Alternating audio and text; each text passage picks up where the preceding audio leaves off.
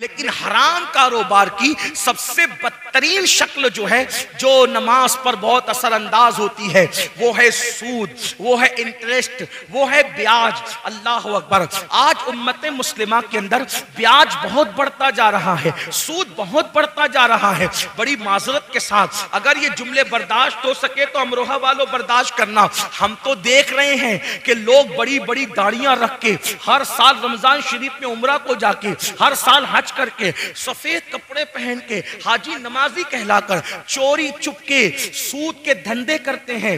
10 लेके जाओ इतना ला के दो, 10,000 लेके जाओ इतना ला के दो, 20,000 लेके जाओ इतना ला के दो। याद रखना ये सूद क्या है। अल्लाह के रसूल हम सबके आका और मौला मुस्तफा करीम रऊफुर रहीम सल्लल्लाहु अलैहि वसल्लम फरमाते हैं, जिसने सूद का एक लुक्मा खाया, एक लुक्मा, अल्लाह के रसूल फरमा रहे जिसने सूद का एक लुक्मा खाया, गोया उसने अपनी मां के साथ 36 मर्तबा जिना किया। मां के साथ 36 बार जिना करने वाला और सूद का एक लुक्मा खाने वाला अजाब में दोनों बराबर बराबर है। कितना गिर गया मुसलमान, लोग कितने गिर गए। अरे नादान, दौलत तो नाच कर भी लोग कमा लेते हैं, दौलत तो नचनिए भी कमा लेते हैं, दौलत तो लोग बंदर नचा के भी कमा लेते हैं, दौलत तो अल्लाह अकबर हाथ का मैल है, दौलत तो ठोकर मार के भी मिल जाती है।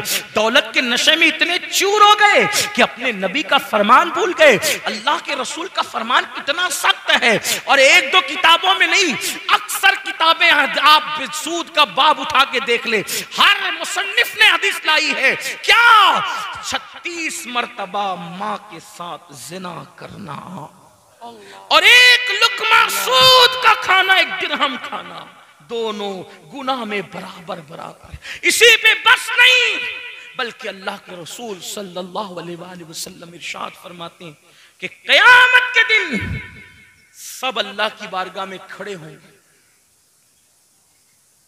सब क़यामत के दिन अल्लाह की बारगाह में खड़े होंगे, लेकिन जो दुनिया में सूद खाते होंगे उनको खड़े होने की ताकत नहीं होगी, वो जमीन पे गिर गिर जाएंगे। और क़यामत के दिन उनकी हालत ऐसे होगी, कैसी हालत होगी बताओ। आका अलैहिस्सलाम फरमाते हैं जैसे मजनून होता है पागल, या जिस पर आसेबी असर होता है, जिसको आसेब छू लेता है, यानी कैसे वो दिखता है, बिल्कुल मरियल सा, पागल सा, बिखरे हुए बाल, डरावना सा चेहरा। आका अलैहिस्सलाम फरमाते हैं सूद खाने वालों का यही हाल हो। मेरे आका गैबदा नबी सल्लल्लाहु अलैहि वसल्लम फरमाते हैं मेराज की शब जब मैंने जहन्नम का मुशाहिदा किया, आका अलैहिस्सलाम फरमाते हैं जब मैंने जहन्नम का मुशाहिदा किया तो मैंने देखा मेरे सर के ऊपर बिजली की आवाज आई, बिजली के कड़क की आवाज, बिजली कड़कने की आवाज आई। मैंने ऊपर देखा तो मुझे एक मंजर बताया गया। मंजर ये था, आका फरमाते हैं सल्लल्लाहु अलैहि वसल्लम के कुछ लोग थे जिनके पेट कमरों की तरह थे, रूम की तरह, जैसे कमरे होते हैं रूम, उनकी तरह पेट थे। अगर दुनिया में किसी का पेट बढ़ जाए, उठने बैठने को इंसान मोहताज हो जाता है ना, और लेकिन कमरों जैसा पेट, ये कौन कह रहा है? अगर मौलवी साहब कहते तो आपको कह यार मौलाना जबरदस्ती डरा रहे हैं, है ना, जबरदस्ती डरा। अगर कोई सियासी लीडर कहता है तो कहता है यार अपना इलेक्शन ठीक करने के लिए कुछ भी कह रहा है। लेकिन ये ना सियासी लीडर की बात, ना मौलवी साहब की बात, ये बात है उस नबी की जो अपनी मर्जी से कभी बोलते तक नहीं।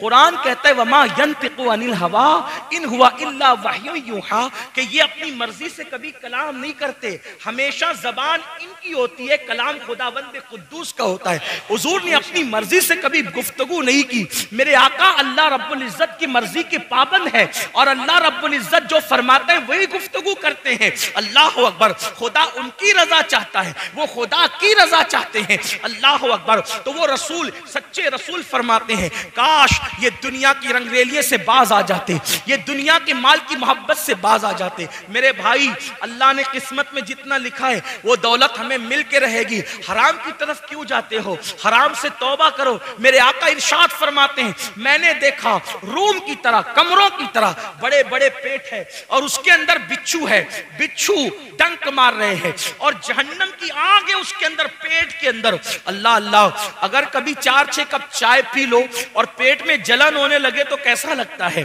आप जानते हैं? कभी मिर्च ज्यादा खा लो, पेट में जलन हो तो क्या होता है? मैं हैरान हूं, आप गौर फरमाएं, चाय 4-5 कप पीने की वजह से या मिर्च खाने से पेट में जलन हो तो बर्दाश्त नहीं होती। अल्लाह अकबर, जब पेट में जहन्नम के बिच्छू डाले जाएंगे और जब पेट कमरों की तरह होगा और पेट के अंदर जहन्नम की आग भड़क रही होगी, आका फरमाते हैं, मैंने पूछा जिब्रील ये कौन लोग हैं जिनके पेट इस तरह से है? तो जिब्रील अमीन ने अर्ज़ की, या रसूल अल्लाह सल्लल्लाहु अलैहि वसल्लम, ये सूद खाने वाले लोग हैं, ये सूद का धंधा करने वाले लोग हैं। अल्लाह अकबर, जानते हैं आप, अल्लाह अकबर, यहां तक इब्ने हजर मक्की लिखते हैं कि रमजानुल मुबारक की शबे कद्र में भी, तवज्जो करना, रमजानुल मुबारक की शबे कद्र में भी मैंने सूद खाने वालों की कब्र पर अजाब होते हुए देखा है।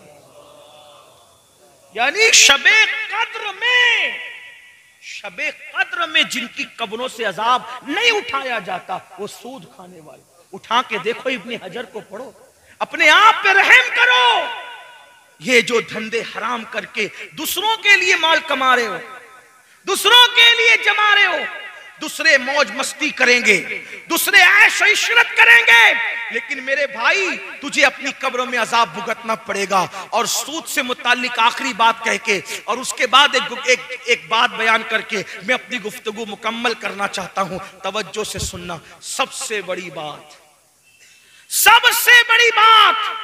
याद रखना, सूद मर जाना, मेरा जुमला लिख, मर जाना, सूद नहीं खाना, भीख मांग लेना, सूद नहीं खाना।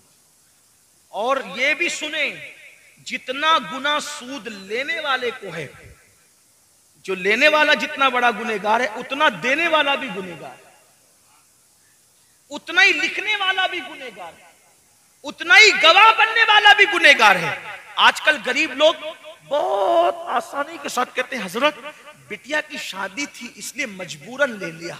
मैंने कहा, किसने कहा था कि बेटी की शादी अल्लाह को नाराज करके करनी? अल्लाह के रसूल अलैहिस्सलातु व तस्लीम सुन ले, हमारे अकीदे में दुनिया में रसूलुल्लाह से बड़ा मालदार इंसान ना कोई था, ना है, ना हो सकता है। वो और लोग हैं,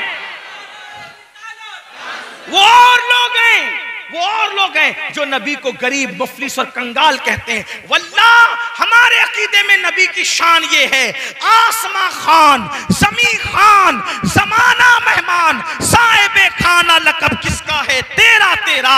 और खालिके कुल ने आपको मालिके कुल बना दिया, दोनों जहां है आपके, कब्जा व इख्तियार में जहां बानी अता कर दे, भरी जन्नत हिबा कर दे।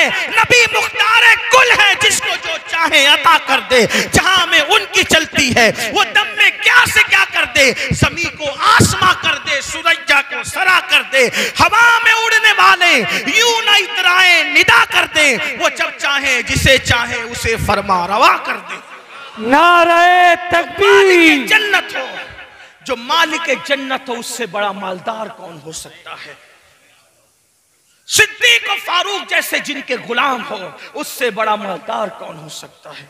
जिब्रील जिसका खादिम हो, उससे बड़ा मालदार कौन हो सकता है? लाओ ना कोई ऐसा खादिम और लाओ कोई ऐसा मखदूम।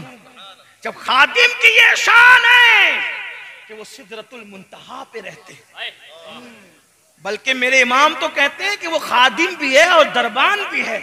कहते तेरे दर का दरबान है जिब्रील आजम। मेरे इमाम कहते हैं हमारे नबी की शान देखो, तेरे दर का दरबार है जिब्रील आजम, तेरा मदह खाह रसूलो वली है बेताब जिसके लिए अर्श आजम, वो उस राह रवे लामका की गली है। तमन्ना है फरमाए ये रोजे महशर, ये तेरी रिहाई की चिट्ठी मिली है, और शफात करे हश्र में जो रजा की, सिवा तेरे किसको ये कुदरत मिली है। हुजूर से बड़ा कोई मालदार नहीं। क्यों? इसलिए कि इमाम कहते हैं मैं तो मालिक ही कहूंगा, मालिक ही कहूंगा। ये ही में जो लज्जत है आशिकों को मिलती है, मैं मालिक ही कहूंगा। क्यों? दलील के साथ कहूंगा कि हो मालिक के हबीब। मैं तो मालिक ही कहूंगा कि हो मालिक के हबीब, यानी महबूब व मुहिब में नहीं मेरा तेरा। कुछ लोगों का ख्याल यह कि हम लोग नबी को शरीक मानते हैं। मैंने कहा उस पे लानत है जो शरीक मानता हो, क्योंकि नबी को शरीक खुदा मानने में कोई फजीलत ही नहीं रहती। तवज्जो है आपकी?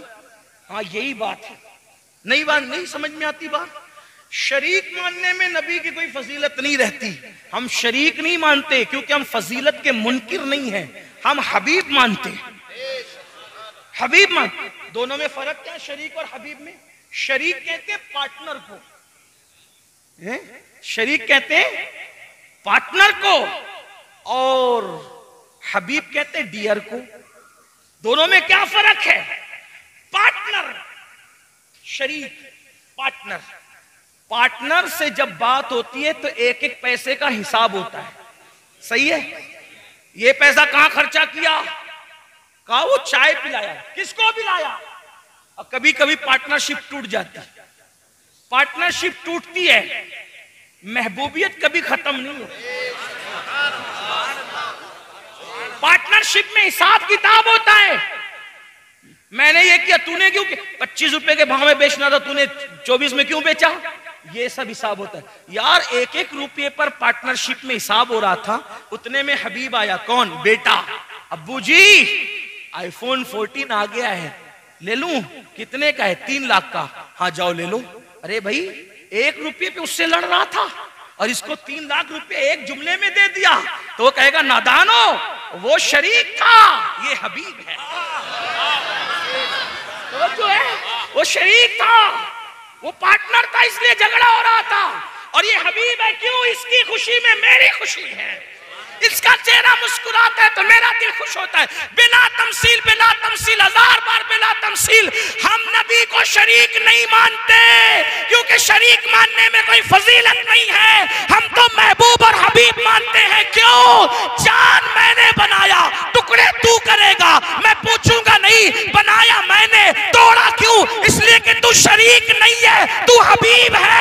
मैंने इसीलिए बनाया ताकि तू तोड़ा करे, ताकि लोगों को अंदाजा हो जब महबूब की ये शान है तो महबूब के बनाने वाले की शान का आलम क्या।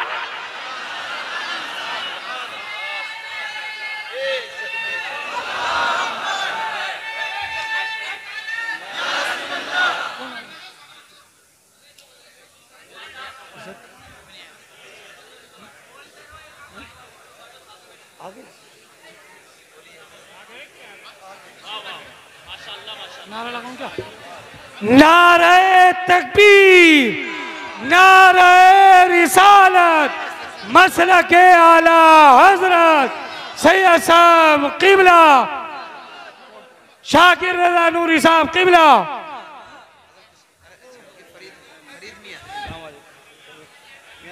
सैयद फरीद हसनैन मियां साहब किबला।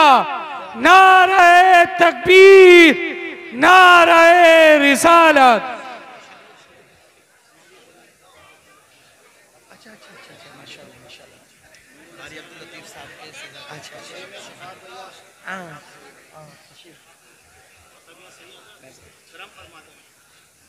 एक बार सब दुरूद पढ़ ले।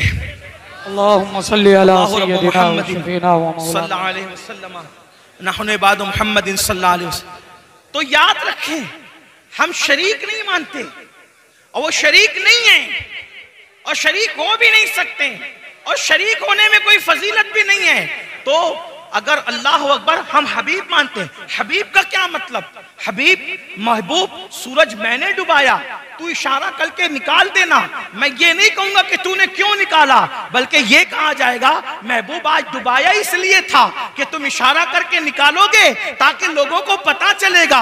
जब हबीब की ये शान है, बंदे का ये आलम है, तो इस बंदे को जिसने बनाया उस खुदा की शान का आलम क्या होगा। ये है शरीक और हबीब में फर्क। इसीलिए मेरे इमाम कहते हैं हम शरीक नहीं कहेंगे, क्या कहेंगे, मैं तो मालिक ही कहूंगा कि हो मालिक के हबीब, मैं तो मालिक ही कहूंगा कि हो मालिक के हबीब। यानी महबूब मुहिब में नहीं मेरा तेरा, इतने मालदार है आका, मालिक जन्नत आका, मालिक कौनैन आका, मालिक जमीन आका, मालिक आसमान आका, पूरी उम्मत के मालिक आका। कुरान कहता है अन नबी औला बिल मोमिनीना मिन अनफुसिहिम। उसका एक मतलब यह भी है कि मैं तुम्हारी जान से ज्यादा तुम्हारा मालिक हूं, यानी मैं तुम सबका मालिक हूं, तुम्हारी जान से ज्यादा तुम्हारा मालिक हूं। मालिक का मतलब क्या, अबू बकर के भी मालिक वो बनाए गए, उमर इब्ने खत्ताब के भी वो मालिक बनाए गए, उस्मान गनी के भी मालिक बनाए गए, बल्कि कुल जहां मिल्क उनकी मिल्क में दे दिया गया, पूरा जहान उनकी मिल्क में दे दिया गया। अल्लाह अकबर। और आपसे पूछना चाहता हूं, आप तो बड़ी सादगी से कहते हो मौलाना मैंने बेटी की शादी करनी थी, मजबूर हो गया था, इसलिए मैंने सूद से पैसा ले लिया। किसने कहा था आप अपनी बेटी को अल्लाह को नाराज करके शादी करें। आका, मेरे आका और आप सबके आका, इतने मालदार आका, अगर अपनी बेटी की शादी इतनी सादगी से करते हैं कि एक चादर उड़ाते हैं। तवज्जो करें, मेरे आका ने जब अपनी शहजादी कौनैन मलका फिरदौस से बरी सैयदा फातिमतुज़ ज़हरा की जब शादी की मौला अली के साथ निकाह किया तो एक चादर उनके सर पे डाली। उस चादर के मुतालिक सीरत निगारों ने लिखा है कि जब मेरे आका ने अपनी शहजादी के सर पर जो चादर डाली थी शादी के दिन, उसमें कमोबेश 17 पेवन लगे हुए थे। 17 पेवन वाली चादर अपनी बेटी के सर पे डालकर, अपनी शहजादी के सर पे डाल के आका ने फरमाया, बेटी आज तेरे बाबा के पास इससे ज्यादा बज़ाहिर कुछ नहीं है, काश तुम्हारी अम्मी सैयदा खदीजा हयात होती तो वो तुम्हें बहुत कुछ देती। आपसे पूछता हूं, आका चाहते तो जन्नत के जोड़े आ जाते, सहाबा को इशारा करते तो जहेज का अंबार लग जाता, लेकिन अपनी शहजादी को 17 पेवन वाले दुपट्टे में विदा करने की क्या वजह थी, ताकि गरीबों को पता चल जाए अगर पैसे न हो तो सूद से न लेना, हराम की तरफ न जाना, बल्कि अपने नबी की सुन्नत पर अमल करते हुए सादगी से अपनी बेटी को विदा कर देना, यह भी सुन्नत है। बल्कि मेरे और आपके आका अलैहिस्सलातु व तस्लीम ने सादगी से अपनी शहजादी का निकाह करके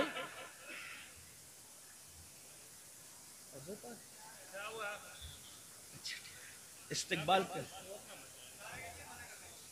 चले हज़रत का हज़रत तशरीफ लाए तो इस्तिकबाल करें। नारे तकबीर, नारे रिसालत, नारे रिसालत।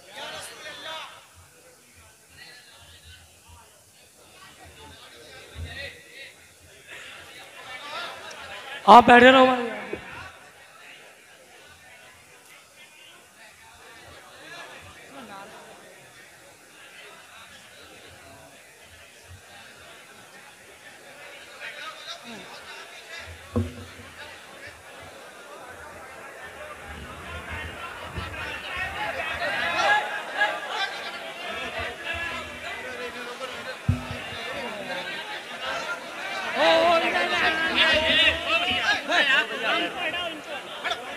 कैसे यार इंसान है यार, मानते नहीं है यार। नीचे बैठो, नीचे यार, हाथ बात नीचे बैठो, नीचे अरे हाथ वो हाथ गिरा नीचे लगे हुए, नीचे बैठो, नीचे भाई साहब नीचे।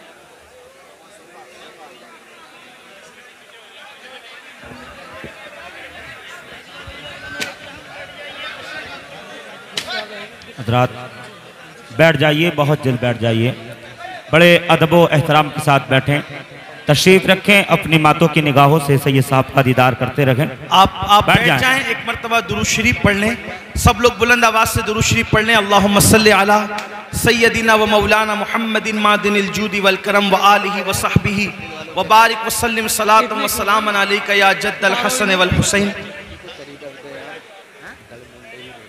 अब आपके सामने वो अजीम हस्ती तशरीफ ला चुकी है जिनका जिक्र मैंने तकरीर के शुरू में किया था कि हज़रत किबला हमारे अमीर, हमारे कायद तशरीफ लाएंगे। तो मेरी गुफ्तगू उसी वक्त तो मुकम्मल होगी। मेरी गुफ्तगू मुकम्मल हो गई है। 2 जुमले सिर्फ अर्ज करके मैं अपनी बात मुकम्मल कर रहा हूँ। आप हजरात बैठ जाएं, एक बार फिर दुरूद शरीफ पढ़ लें। अल्लाह रब्ब मुहम्मदिन सल्लल्लाहु अलैहि वसल्लम नहनु इबाद मुहम्मदिन सल्लल्लाहु अलैहि वसल्लम सलातुम व सलामन अलैका या जद्दल हसन वल हुसैन। तो अर्ज इतना कर रहा था कि कितनी मजबूरी आ जाए, कभी सूद की तरफ मत जाना, कभी ब्याज की तरफ मत जाना। अल्लाह के रसूल अलैहि सलाम फरमाते हैं, लेने वाला, देने वाला, गवाह बनने वाला, लिखने वाला, सबका एक ही गुनाह है, सब एक ही हुक्म में है। और आखिरी बात 2 जुमले अल्लाह के हबीब अलैहिस्सलातु व तस्लीम ने फरमाया, जो सूद लेते देते हैं उनके साथ अल्लाह ने ऐलान जंग किया है। अल्लाह जंग का ऐलान करता है। आपसे पूछना चाहता हूं, क्या हम किसी दुनिया के लीडर से जंग करें तो क्या जीत सकते हैं? मोहल्ले के कारपोरेटर से झगड़ा करें तो क्या जीत सकते हैं? मुझे बताओ, जब दुनिया के मामूली इंसान से हम जीत नहीं सकते तो सूद का धंधा करने वाले और सूद को प्रमोट करने वाले और सूद को फरोग देने वाले, उनसे अल्लाह ऐलान जंग कर रहा है। और कुरान में मेरे अल्लाह ने फरमाया, हम सूद को बर्बाद करेंगे, सूद को हलाक करेंगे, सूद को तबाह करेंगे और तिजारत को बढ़ाएंगे, तिजारत में बरकत अता करेंगे। तो याद रखो, जिसके साथ मेरा अल्लाह जंग का ऐलान करे उसमें ना कभी बरकत हो सकती है, ना कभी तरक्की हो सकती है, ना कभी कामयाबी हो सकती है। इसलिए आज ही सूद से तौबा कर लो। जो बंदे आज तक इसमें मुब्तला रहे, सच्चे दिल से तौबा कर लो। इसलिए कि जब कोई बंदा तौबा करता है तो अल्लाह रब्बुल इज्जत तौबा करने वालों की तौबा को कबूल करता है। गुनाह से तौबा करने वाला ऐसा है जैसे उसने गुनाह किया ही नहीं। मैं अपनी गुफ्तगू को इन्हीं जुमलों के साथ, अगर मेरी गुफ्तगू के दरमियान कोई गलती हो गई तो अल्लाह ताला मुआफ फरमाए। अस्तगफिरुल्लाह रब्बी मिन कुल्ली ज़ंबिन व अतूबु इलैहि। और मैं गुजारिश करता हूं, अब बहुत संजीदगी का माहौल बनाएं, इसलिए कि हमारी जी आपसे मेरी गुजारिश है, संजीदगी का माहौल बनाएं। इतनी बड़ी हस्ती आज हमारे स्टेज पर मौजूद है कि ये सिर्फ आलिम नहीं बल्कि आलिम गर हस्ती है। सैकड़ों आलिम इनकी सरपरस्ती में बने और हजारों दाइयान दीन इनकी तरबियत से तैयार हुए। ऐसे लोग जो टोपी पहनने में शर्माते थे, आज वो अमामा पहनते हैं, माशाल्लाह दीन की दावत देते हैं। ऐसी हस्ती आज हमारी महफिल में मौजूद है। आप हजरात अगर ऐसे ही शोर मचाते रहे, मोबाइल चलाते रहे, मैं आपसे भी और बड़े अदब के साथ हमारे जो मिंबर पर, स्टेज पर जो हजरात हैं, उनसे भी गुजारिश करता हूं कि बहुत मुअद्दिबाना आपका शौक़ है, आपकी मोहब्बत है, हम मोहब्बतों की कद्र करते हैं, लेकिन हजरत की गुफ्तगू बहुत संजीदा होती है और बहुत फिक्र अंगेज होती है। आप याद रखें, पढ़े लिखे लोग, जो बहुत ज़्यादा पढ़े लिखे लोग हजरत की गुफ्तगू को सुनते हैं, एक एक जुमला बड़े बड़े मुफक्किरीन की ज़बानी सुना गया कि एक एक जुमले पर एक एक किताब लिखी जा सकती है। ऐसे कीमती जवाहिर पारे अगर आप संजीदगी का माहौल बनाएंगे आप सुन सकेंगे। और इंशाअल्लाह जब बयान हो जाएगा तो बयान के बाद हजरत मुरीद भी करेंगे, जो मुरीद होना चाहते हैं वो मुरीद भी हो सकेंगे। तो मैं नाज़िम साहब से माजरत करते हुए, चूँकि हजरत की फ़्लाइट जो है वो हजरत को पहुँचना है वक्त पर दिल्ली, तो मेरी गुजारिश आपसे होगी कि पहले हजरत का खिताब आप सुन लें और खिताब के बाद इंशाअल्लाह फिर दस्तारबंदी हो जाए और दस्तार का प्रोग्राम बहुत सुकून से हो जाए इंशाअल्लाह ताला। और फिर एक बार आपसे गुजारिश, बहुत अच्छे लोग हैं इस इलाके के, बहुत मोहब्बती लोग हैं, अगर बैठ जाएं तो महफिल कितनी अच्छी लगेगी, है ना। असल में क्लासरूम में आप नहीं बोले, कोई ना बोले भाई, कोई यहाँ से बोला जा रहा है, यहाँ से बोले ना। देखिए क्लासरूम में जब कोई बच्चा खड़ा होता है तो दूर से गुजरने वाले को ऐसा लगता है कि जैसे उसको सजा दी जा रही। खड़ा सजा रख कर देने के लिए किया जाता है। ये रसूल पाक की महफिल है, यहाँ सजा नहीं है, यहाँ तो मजा ही मजा है। और इंशाल्लाह यहाँ भी मजे और वहां भी मजे होंगे इंशाल्लाह। मैं उनके दर का भिखारी हूँ फजले मौला से, हसन फकीर का जन्नत में बिस्तरा होगा इंशाल्लाह। तो बैठ जाएं मेरे भाई, बहुत अच्छे हो, अल्लाह पाक आपको सलामत रखे, बैठो, बहुत अच्छा, अल्लाह पाक जज़ाए खैर। बैठ जाएं। एक बार सब जरा बुलंद आवाज से अगर सुनना चाहते तो दुरूद शरीफ पढ़े बुलंद आवाज से। अल्लाहु रब्ब मुहम्मदिन सल्लल्लाहु अलैहि वसल्लम नहनु इबाद मुहम्मदिन सल्लल्लाहु अलैहि वसल्लम सलातु व सलामुन अलैका या जद्दल हसन वल हुसैन। तो आइए इस खूबसूरत माहौल में हम हजरत को जो है वो बड़े अदब के साथ अर्ज करते हैं कि हज़रत तशरीफ़ लाएं और अपने खिताब से हम सबको मुस्तफ़ीज़ और मुस्तनीर फरमाएं। 4 मिसरे दुआया कलिमात सुन लें और उसके बाद हज़रत तशरीफ़ लाते हैं। तू मेरे अहद की तस्वीर है मेरे कायद, तू मेरे अहद की तस्वीर है मेरे कायद, उफ़ुक़ उफ़ुक़ पे लिखी है हिकायतें तेरी, गुबारे शहर पैगंबर के सर पे चादर है, फलक को छूने लगी है ये अज़मतें तेरी। ऐसी खूबसूरत महफिलें बहुत मेहनत के बाद सजती है। कारी यामीन साहब और उनके रफ़क़ा ने, दारुल उस्मानिया फैज़ान रज़ा के लोगों ने बड़ी मेहनत की, काविश की। जब ऐसी महफिल सजी, अब आप उसमें जो है वो थोड़ा सा शोर करते हैं तो पूरी महफिल का मज़ा किरकिरा हो जाता है। याद रखिए, हम लोग तो इंसान हैं और बहुत छोटे इंसान, बल्कि अपनी बात करूं तो हम बहुत गिरे पड़े लोग हैं। हजर अस्वद जैसी मुकद्दस चीज को चूमने के लिए भी इस्लाम कहता है कि किसी को अजियत नहीं पहुंचना चाहिए। अगर अजियत पहुंचने का अंदेशा है तो इस्तिलाम करके आगे बढ़ जाओ, वो भी सुन्नत है और उसी में उतना ही सवाब है। तो जब जन्नती हजर, जिसका यकीनी जन्नती होना साबित है, जिसको हुजूर ने चूमा है, जब उसको चूमने के लिए किसी को धक्का नहीं दे सकते, तो फिर हम लोग हैं। अभी तो हमारे ईमान पे खात्मे की भी कोई गारंटी नहीं है, हमारी कोई औकात और हैसियत ही नहीं। हम तो इतनी दुआएं करते हैं कि हमारा खात्मा बिलखैर होगा, तेरी रहमत अगर शामिल है या गौस, ये आस लगा कर बैठे हैं। तो अगर हम लोगों के लिए आप एक दूसरे को धक्का देते हैं, बहुत अफसोस की बात है।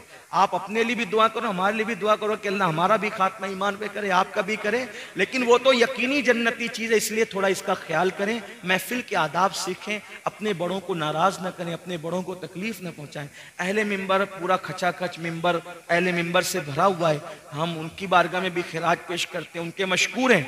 ये जो बैठे हुए हैं, एक से एक शुमूस व अकमार है, ये एक से एक चांद और सूरज है, अल्हम्दुलिल्लाह। ये इनमें भी बहुत बड़े बड़े खतीब और मुदर्रिस हैं, लेकिन ये लोग इसलिए नहीं आते कि वो हमारी बात सुने, बल्कि ये हमसे ज्यादा जानने वाले लोग हैं। ये हमारी हौसला अफजाई के लिए और दुआ देने के लिए आते हैं। हम इनके तहे दिल से मशकूर हैं माशाअल्लाह कि ये अपना इतना कीमती वक्त निकाल के आते हैं। बहुत सारे फजर पढ़ाएंगे सुबह जाके, बहुत सारे तदरीस की मसनद पर बैठेंगे, फिर भी रात में देर वक्त इसलिए जगते हैं ताकि मसलक की कोई बात करने आया तो चलकर उसको दुआ दे दें। मैं इन सब उलमाए किराम मशाइख का मशकूर हूँ कि वो आज की महफिल में तशरीफ़ लाए, मोहब्बतों से नवाजा।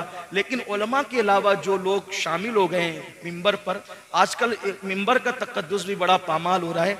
उलमा तो संजीदगी से बैठते हैं, लेकिन जो दूसरे उलमा के अलावा आ जाते हैं वो गड़बड़ करते हैं, उससे उलमा का वक़ार मजरू होता है। तो इसलिए मैं उन हजरात से गुजारिश करता हूँ कि जो वाकई आलिम नहीं है, उनसे गुजारिश है, दाढ़ी भी उनके चेहरों पे नहीं है, वो टोपियां भी नहीं पहनते, इधर उधर घूमते रहते हैं और आकर के मिंबर पे घुस के बैठते हैं, उलमा को पीछे ढकेल करके वो आगे बैठते हैं। ये बहुत बुरी बात है। हमें चाहिए कि ये मिंबर सिर्फ उलमा के लिए है, अइम्मा के लिए, इमामों के लिए है, तो ये उन्हीं के लिए मखसूस रखा जाए। हमारे दादा मुर्शिद हुजूर मुफ्ती आजम ने अपनी पूरी जिंदगी कभी किसी दाढ़ी मुंडाने वाले को मिंबर पे चढ़ने तक नहीं दिया, चढ़ गया तो उसको उतार दिया। आज हमारे मिंबर का मिजाज ही बदल गया है। इसलिए सब बदनज़मी, उलमा बदनज़मी नहीं करते, जो दूसरे आते हैं वो बदनज़मी करते हैं, उससे उलमा का वक़ार मजरू होता है। तो मैं गुजारिश करूंगा जो उलमा के सिवा दूसरे लोग हैं वो संजीदगी से बैठे, आगे तो हम उतारते नहीं है लेकिन संजीदगी से बैठे, ताकि आपकी वजह से उलमा का वक़ार मजरू ना हो। आइए हज़रत का इस्तकबाल करें। नारे तकबीर।